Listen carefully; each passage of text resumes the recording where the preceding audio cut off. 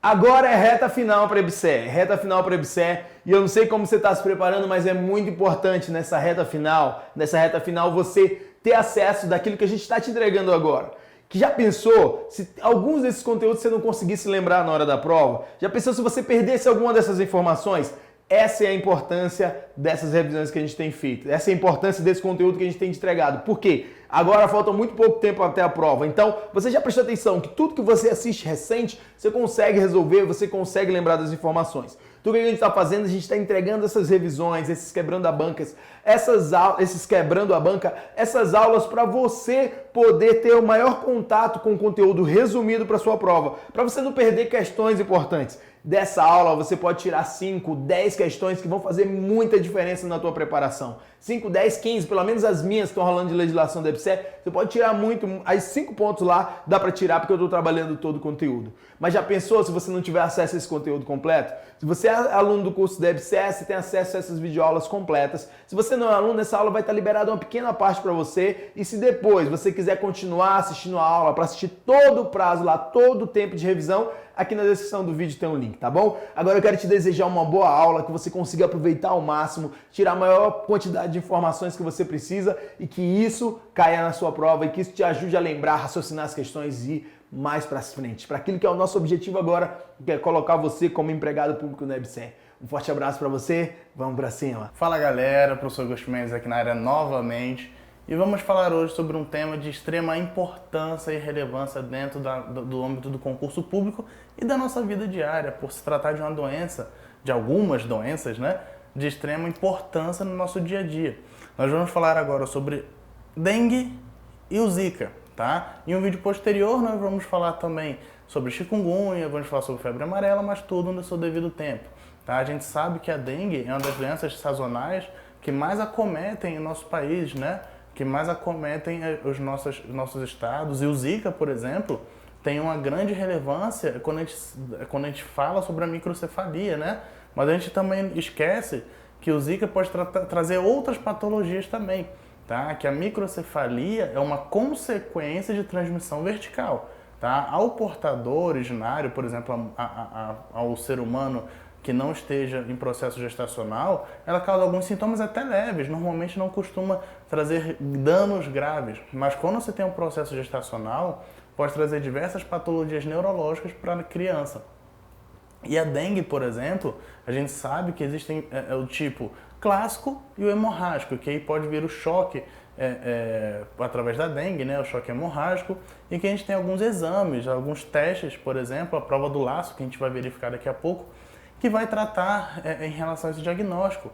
Mas dentre essas patologias, a gente tem o mesmo vetor, tá? Que é um mosquitinho normalmente, tá? O Aedes aegypti, tá? Que é um artrópodezinho que costuma desencadear, costuma transmitir essa patologia de um ser humano para outro. Então ele primeiro tem que picar um ser humano em que tenha a patologia, tem o período de incubação extrínseco e depois vai transmitir para outra pessoa e a gente vai debater, vai verificar isso tudo durante esse processo de aula. Vamos começar falando aqui basicamente sobre a dengue, o que seria a dengue em si, tá? É uma doença infecciosa febril aguda e normalmente as febres são bem altas, tá? Elas começam abruptamente e são muito altas, que pode ser de curso benigno ou grave. Então ela pode ter duas vertentes, ela pode não trazer muitos danos ou trazer muito dano se ela evoluir para o caso mais grave.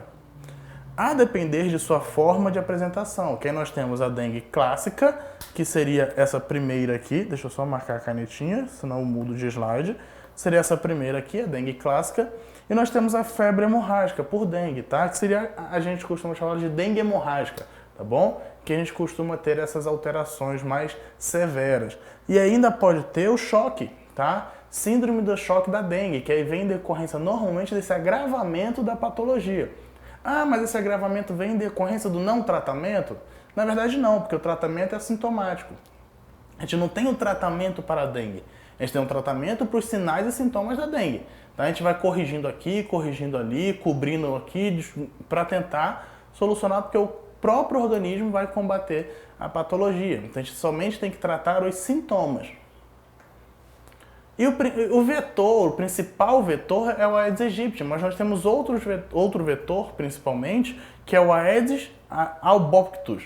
Ele também é outro vetor de transmissão. E como a gente costuma dizer, vetor nada mais são artrópodes que transmitem patologias de uma pessoa para outra e são utilizados como carreador do micro-organismo.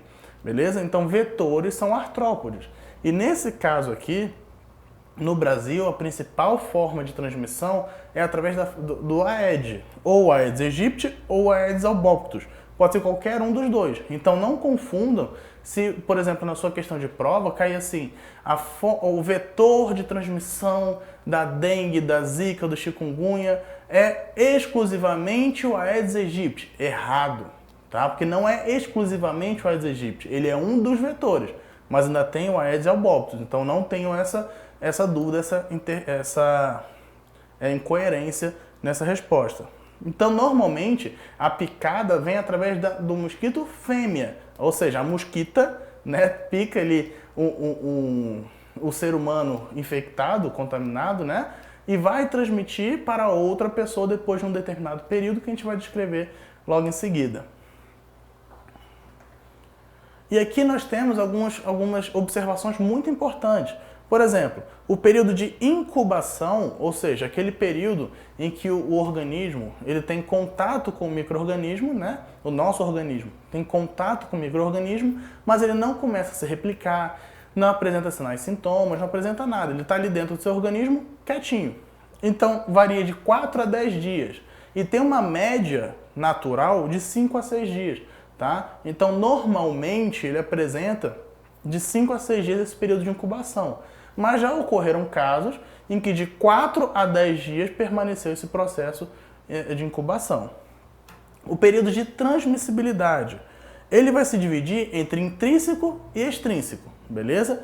Vamos pegar aqui o intrínseco. O intrínseco normalmente é quando o ser humano transmite para o mosquito. Então vamos supor, eu tenho a dengue, aí a mosquitinha vem e me pica. Então eu estou fazendo uma transmissibilidade intrínseca de mim para a mosquita. Beleza? Para o mosquito fêmea. Esse período aqui, ele começa a transmitir intrinsecamente do primeiro dia antes do aparecimento dos sintomas até o 6º dia de doença. Ou seja, um dia antes de apresentar o sintoma, um dia antes de acabar o período de incubação, eu já começo a poder transmitir, tá? Intrinsecamente, do ser humano para o mosquito, para o vetor. E até o 6º dia da patologia. Por quê? A dengue é uma patologia de curto período, ela não vai durar tipo 1 mês, 2 meses. Ela é uma patologia de curto período normalmente, tá? Então até o 6º dia ele ainda transmite intrinsecamente. Extrinsecamente já é do vetor para o outro humano suscetível, para outra pessoa suscetível, tá? E ela vai ocorrer ainda durante um período até de 10 dias. Tá? Ele fica incubado dentro do mosquito ainda. Olha só que interessante. Então, dentro do próprio mosquito, a gente vai falar um pouquinho mais sobre esse fator extrínseco daqui a pouco. Depois do mosquito, da fêmea, picar o ser humano contaminado, dentro do próprio mosquito, dentro do próprio vetor, ele fica por um processo de incubação. Saindo desse processo de incubação, ele consegue transmitir por mais 6 ou 8 semanas ainda, que é o tempo de vida desse mosquito. Então olha quantas pessoas pode disseminar esse mosquito, para quantas pessoas suscetíveis ele pode transmitir o vírus da dengue. Então a gente tem que ter muito cuidado e um combate, é claro, tá? O nosso único meio de controle é o combate ao vetor, combate ao mosquito, porque eu não tenho como combater de outra forma, tá? E as manifestações clínicas básicas da clássica, as manifestações da doença básica, da dengue clássica e da dengue, vamos colocar aqui, hemorrágica, beleza? A dengue clássica tem duração de 5 a 7 dias, então olha só, observa que na transmissibilidade intrínseca, ela vai até o 6º dia de transmissão. Por quê? Porque normalmente, é claro que podem haver exceções, mas normalmente a dengue dura de 5 a 7 dias, esses sinais e sintomas clássicos. Então até o 6º dia ele transmite, a partir do 7º ele começa a voltar ao normal. O período de convalescença pode se estender de poucos dias a várias semanas. dependendo do grau de debilidade física causada pela doença. E aí vai depender também do próprio fator imunológico da pessoa, obviamente. Tá? Se você tiver um sistema imunológico que tem uma boa resposta, ela pode durar menos. Mas se você for uma pessoa imunodeprimida, ela pode durar mais. Esse de 5 a 7 dias é uma média, como eu falei para vocês. Tá? Então a gente tem sempre que avaliar individualmente cada paciente. E aqui nessa imagem nós temos alguns sintomas clássicos. Por exemplo, febre súbita acima de 40 graus, normalmente ela é bem rápida. Você tem febre agora e daqui a 2, 3 horas ela já aumentou muito, já tem 40 graus, então a gente já tem que avaliar aí uma suspeita de dengue. Fortes dores de cabeça, manchas vermelhas, que a gente chama de quê? De exantema, tá? Ou exantema, dependendo de como você fale, que a gente chama de essas hiperemias macropapulares, né? Que a gente pode falar, que é aquela hiperemia, aquela vermelhidão com um pouquinho de pápula, aquele aumento leve na pele.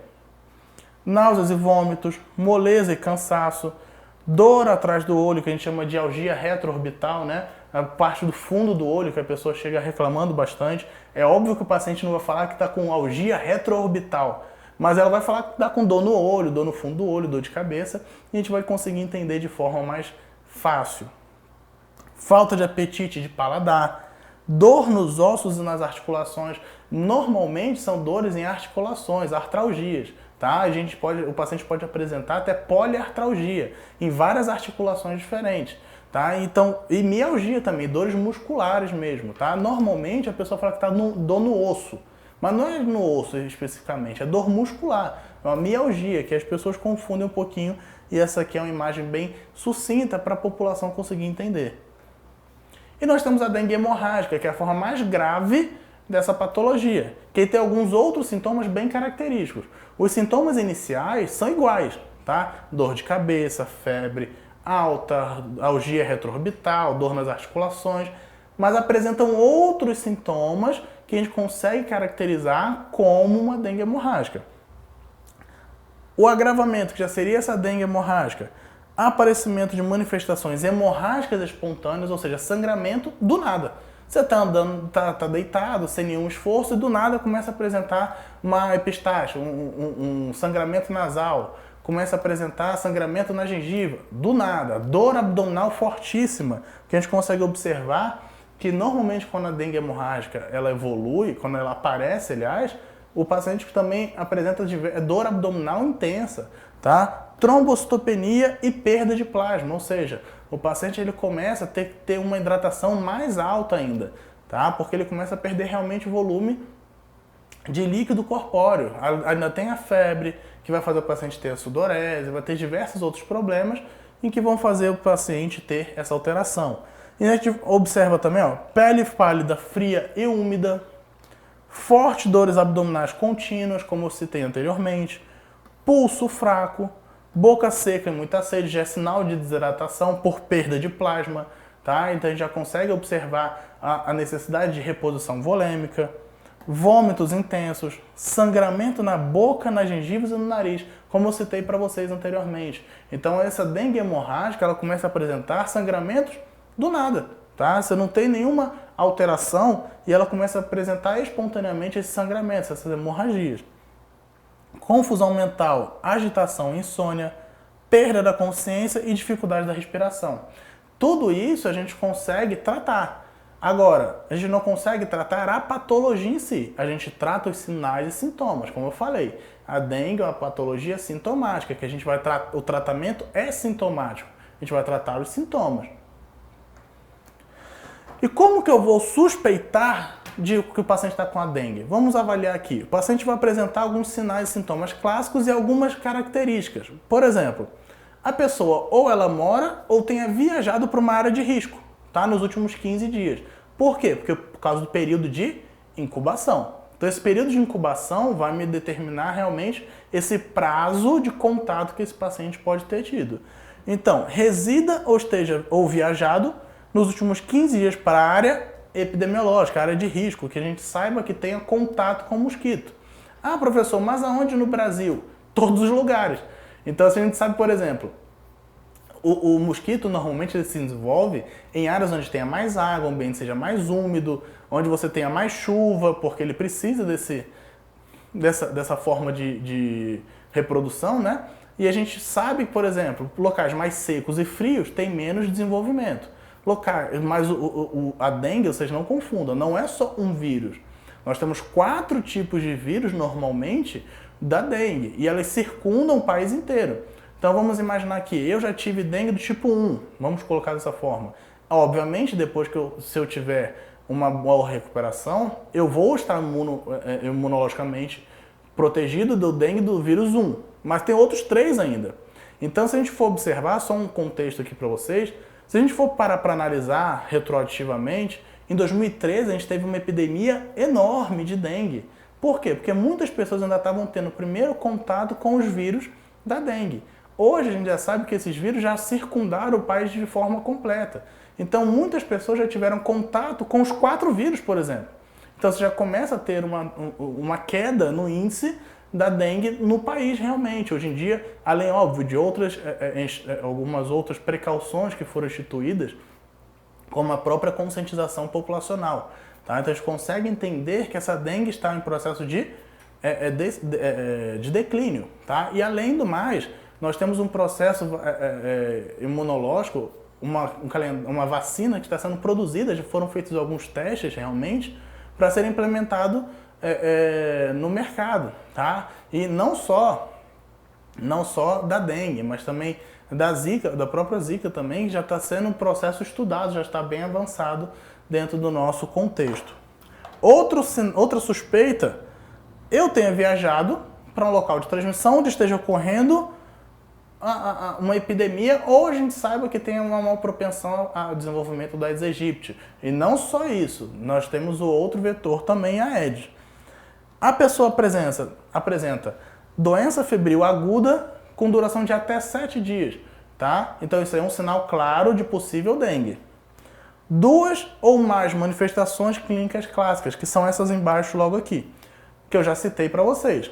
Náuseas e vômitos, exantema, mialgia, artralgia ou poliartralgia, cefaleia, dor retroorbital, algia retroorbital, petequias, que aí vem através da prova do laço normalmente positiva, leucopenia. Então a pessoa vai apresentar essa febre por até 7 dias, em que essa febre ela vai ser alta e aguda, abrupta.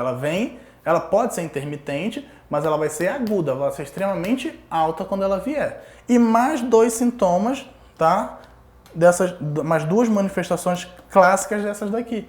Então a gente vai avaliar sempre se ela é hemorrágica, é clássica, através dos sinais que ela me apresentar. Mas sempre vai apresentar sinais clássicos quando você tiver dengue. E aí, quando for a hemorrágica, vão ser acrescidos alguns sintomas. Então esses sintomas clássicos, você tem que saber de cor e salteado. Você tem que saber na ponta da língua todos os sintomas clássicos. E nós temos aqui uma tabelinha para ficar mais fácil essa absorção de conteúdo, porque aqui a gente quer facilitar ao máximo para você. Então vamos pegar aqui um paciente suspeito. A gente vai diferenciar se é criança ou adulto. Criança, quadro febril de 2 a 7 dias sem sinal de infecção e ela foi em área crítica, viajou ou mora em área crítica. É um paciente suspeito. A gente vai realizar os exames para identificar, que eu vou falar já já. Adulto, apresenta 2 sintomas clássicos, foi para a área crítica, ou mora, ou viajou para a área crítica, que a gente já citou quais são, e febre por menos de 7 dias, mas febre aguda e intensamente alta. Então, o paciente suspeito, esses 2 tipos aqui. Agora, suspeitos com sinais de alarme, que são aqueles sinais de que a patologia está agravando. Então, vamos observar. A partir do momento da defervescência da febre, que é aquela parte em que a febre declina, a pessoa vai achar que está melhorando e, na verdade, ela pode estar piorando. Tá? Então, a gente tem que avaliar sempre esse período de defervescência da febre, que a febre vai diminuindo. 1 ou mais sinais de alarme, que a gente vai apresentar sangramento, todos aqueles sinais normalmente que eu falei da dengue hemorrágica, tá? Sangramento, dor abdominal, batimento cardíaco diminuído, bradicardia, né? O paciente pode apresentar confusão mental, boca seca, então isso tudo são sinais clássicos de que a patologia está agravando. E futuramente, quando o suspeito estiver grave, ele já vai apresentar choque, tá? Que eu vou falar sobre um pouquinho. O choque, sem sinais clássicos, né, do choque, a gente não precisa nem comentar sobre isso, que a gente tem diversas aulas falando sobre isso. Sangramento grave, que aí já começa a deixar de ter aquela hemorragia oronasal e começa a ter hemorragia realmente abdominal, começa a ter hemorragias internas graves, pode apresentar realmente algumas hemorragias que podem levar o paciente a óbito. É por isso que normalmente a dengue mata nesse período. Tá? E aí esse paciente tem que ir para a UTI, ficar em observação, tentar realizar reposição de conteúdos de hemoderivados para tentar diminuir os sintomas, porque como eu já disse e repito, a dengue não tem tratamento. O que tem tratamento são os sintomas. Tá? A dengue e todas as suas vertentes, a chikungunya, zika, tem tratamento sintomático, beleza? Tratando os sintomas. E aí já pode comprometer fígado, coração, sistema renal, sistema neurológico. Por quê? Porque já está numa fase mais grave, tá? Então essa fase realmente é o que leva o paciente a óbito. Então nós temos que identificar esse paciente o quanto antes, tá? E realmente tratar os sintomas de uma forma bem criteriosa.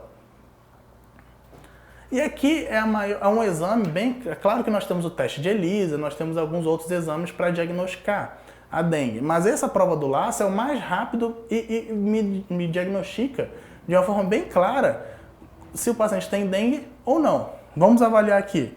A prova do laço, ela deve ser feita da seguinte forma. Primeiro, vai ser realizado para todos os pacientes que tenham suspeita, tá? Todos os pacientes que você tiver suspeita de dengue, se realiza a prova do laço. Então, como que nós vamos realizar? Nós vamos pegar a face anterior do antebraço, nós vamos realizar, obviamente, uma demarcação de 2,5 cm, um quadradinho de 2,5 cm na face anterior do antebraço. Ah, mas não tem como ser no antebraço, porque o paciente tem tatuagem, sei o quê. Você faça numa área onde a gente consiga observar alguns sinais que a gente vai verificar, vai falar já já. Então eu faço essa marcaçãozinha aqui de 2,5 cm e verifico a pressão arterial do paciente e calculo a média dessa pressão arterial. Nós conseguimos observar aqui, ó, calcular a pressão arterial média, que nada mais é do que a pressão arterial sistólica mais a pressão arterial diastólica dividido por 2. Pronto, achei a média da minha pressão arterial. E aí vou desinsuflar o manguito, bonitinho. E aí depois de achar a média, eu insuflo o meu manguito até o valor da média. Então vamos imaginar que a média deu 80. Eu vou insuflar o manguito até 80 e vou deixar no adulto por 5 minutos e em crianças por 3 minutos. Ou até naquele quadradinho que eu mensurei de 2,5 cm, o aparecimento de petequias, tá? Que são aqueles vermelhinhos bem pequenininhos que aparecem na nossa pele. Que está bem caracterizado bem aqui, ó. E a gente consegue observar ainda que a gente vai contar o número de petequias nesse quadradinho. E no adulto, se aparecerem de 20 petequias para cima, está diagnosticado como dengue. E na criança, se aparecerem de 10 petequias para cima, está diagnosticado como dengue. Ah, professor, mas aí apareceu 20, eu tenho que deixar no adulto 5 minutos. Mas com 1 minuto já apareceram 20 petequias. Preciso deixar até o final? Não. Tá? Por quê? Porque já apareceram as 20 petequias. Então, de 1 minuto até os 5 minutos, não vai sumir as petequias, não vão sumir. Então, a gente já pode cortar por aí e já diagnosticar como dengue. Tá? Então, como que funciona? Quadradinho 2,5 cm, verifiquei a média da minha pressão arterial do paciente, obviamente. Vou insuflar novamente o manguito até o valor da média e observo no quadradinho quantas petequias vão aparecer. Se em 5 minutos aparecem de 20 petequias para cima, eu posso cortar o exame e falar, ó, dengue positivo, vamos realizar todos os tratamentos sintomáticos. Criança, 3 minutos com manguito insuflado, apareceram 10 petequias para cima. A gente pode já cortar o exame e diagnosticar como dengue, tá? E realizar o tratamento também sintomático. E como eu já disse, o tratamento é basicamente antitérmicos e analgésicos, só que a gente tem que tomar um cuidado. A gente não pode, obviamente, ministrar AS, tá? O ácido acetil salicílico, e alguns tipos de anti-inflamatórios no paciente com dengue, tá? Obviamente, esse paciente já vai ter uma alteração nos fatores sanguíneos, né? Nos fatores hemocomponentes. E a gente não pode fazer ainda, como a gente pode dizer, diminuir essa viscosidade. Por quê? Porque te aumenta a chance de hemorragia desse paciente. Então vamos imaginar que esse paciente já tenha sinais e sintomas clássicos de uma dengue hemorrágica. Eu ainda faço um diminuidor, um antiagregante plaquetário, vou diminuir a viscosidade do sangue, aí que ele vai ter hemorragia mesmo. Eu pioro o quadro do meu paciente. Então o tratamento, como a gente pode verificar, é basicamente antitérmicos e analgésicos para diminuir a dor. E obviamente, dentro dos sintomas específicos que vão aparecendo, a gente vai tratando de acordo com a necessidade. Tá bom? Então a dengue é de uma forma bem simples e bem clara, e a gente ainda tem a fase gravíssima, que é os sinais de choque, tá? Pela dengue. E normalmente esses sinais de choque, ele aparece entre o 3º e o 7º dia da doença, porque a sua evolução também é bem rápida, ela evolui de uma forma bem rápida, bem agudizada mesmo. Tá? Então, de 3 a 7 dias, já demonstrando sinais e sintomas da dengue hemorrágica, a gente consegue verificar que a permeabilidade dos vasos aumenta.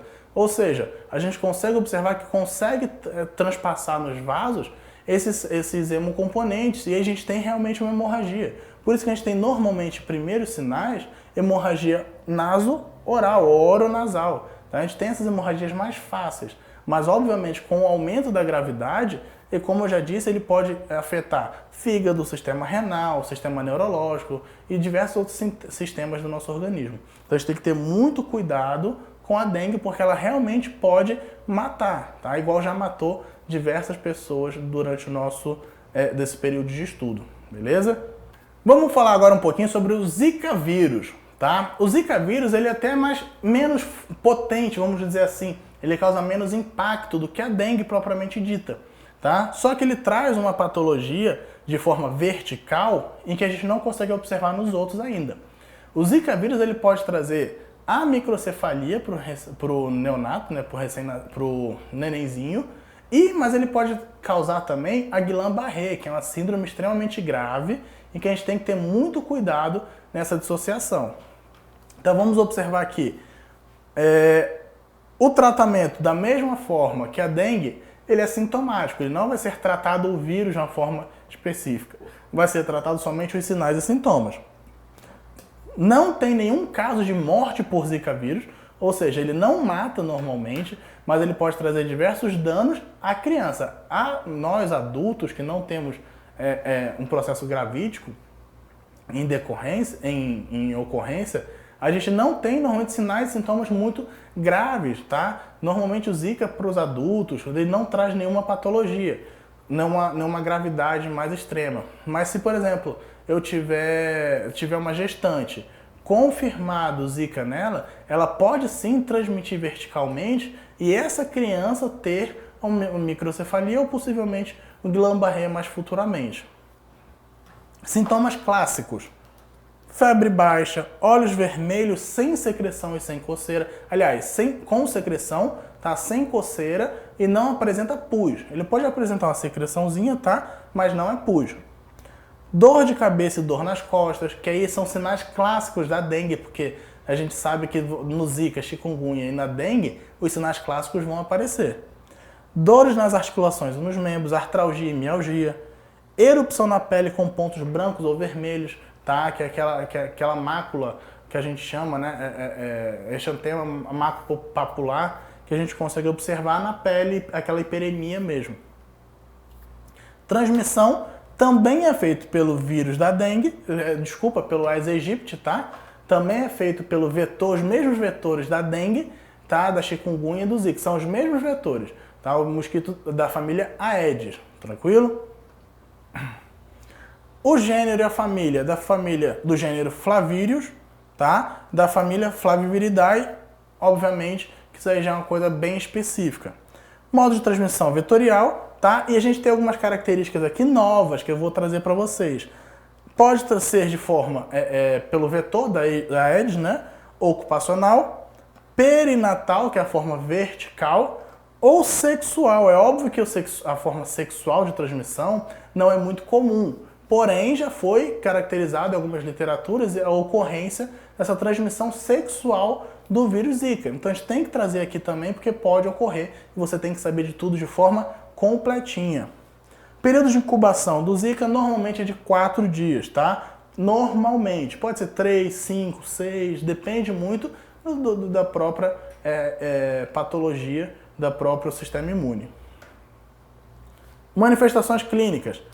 Lesões, hiperemia na pele, né, que a gente chama de exantemas, tá? Que são aquelas máculas papulares, hiperemia maculopapular, que a gente consegue observar aquelas hiperemias em que tem a vermelhidão, obviamente, da hiperemia, mas também tem aquele aumento daquela papulazinha na pele. Normalmente tem prurido e coceira. Febre baixa a moderada, não costuma ter febre extremamente alta, como a dengue clássica e dengue hemorrágica, tá? São, por exemplo, intermitentes, tá? A febre, mas com valor bem baixo, não costuma ter um valor muito alto. Olhos vermelhos, que podem ter secreção, mas não vai ter pus, tá? Como eu falei, ele pode apresentar a secreçãozinha, mas não vai apresentar pus. Ah, professor, e se não tiver secreção? Não tem problema, mas ele pode apresentar a secreção. Algumas orientações para gestantes são muito importantes de nós passarmos, inclusive está no Ministério da Saúde, a gente tem que saber porque pode cair isso na sua prova. Primeiro, gestantes e mulheres em idade fértil devem utilizar repelentes e proteção de barreira. Nos casos de sintomas como vermelhidão na pele, febre ou dor no corpo, gestantes devem procurar uma unidade de atendimento básica imediatamente. Isso daí eu não preciso nem dizer, ela tem que fazer a investigação se realmente ela tem zika ou não. Ah, mas pô, zika não mata, por que a gestante tem que ir lá? Por causa da criança. A criança ela pode ter comprometimento em decorrência do vírus zika, ele tem que ter essa avaliação. E o acompanhamento pré-natal tem que ser constante, para a gente conseguir avaliar esse desenvolvimento de perímetro cefálico da criança. Que pode ter a microcefalia, que na verdade é uma consequência, tá? É um sinal de uma patologia, em que ela vai ter a diminuição do perímetro cefálico. Então eu deixei aqui ao lado algumas formas, tá, de bloqueio, de barreira, algumas orientações que a gente pode passar para gestantes de uma forma mais específica. Mas o principal, barreira e repelente, tá? De uma forma bem característica. Então, galera, vamos dar uma pausazinha. Tio Igor vai tomar uma água. A gente volta daqui a pouquinho. Até já. Foi um prazer entregar essa aula para você que ainda não é aluno aí do curso específico da EBSER, mas agora essa aula continua lá dentro da área do aluno exclusivo para quem é aluno do curso da EBSER, para quem comprou aquele outro pacote, tá? Se eu fosse você, essa reta final eu focaria nessas revisões, nesses exercícios, porque é isso que vai te ajudar a lembrar o que você estudou e a refinar aquilo que você está se preparando. Então vai ser muito legal você revisar, resolver os exercícios, ver cada detalhe, aparar as arestas com os melhores professores de enfermagem do Brasil, tá bom? Então se você tem interesse nessa revisão, aqui abaixo com um desconto muito especial para você, você tem acesso a essas videoaulas. Vem aqui, clica no link que está aqui na descrição do vídeo, que vai te ajudar demais no teu processo de preparação. Vai te ajudar. Já pensou? Se você dessas revisões consegue tirar aí questões que seriam perdidas para você? Já pensou se dessas revisões você consegue lembrar de informações que você perderia na hora da prova? É por isso que a gente faz essas 2 semanas de reta final para você e você vai ter acesso a todas elas. Só clicar aqui no link da descrição você vai ter acesso às aulas completas, tá bom? Forte abraço para você, vamos para cima! EIF Concursos, sua melhor preparação em concursos de enfermagem.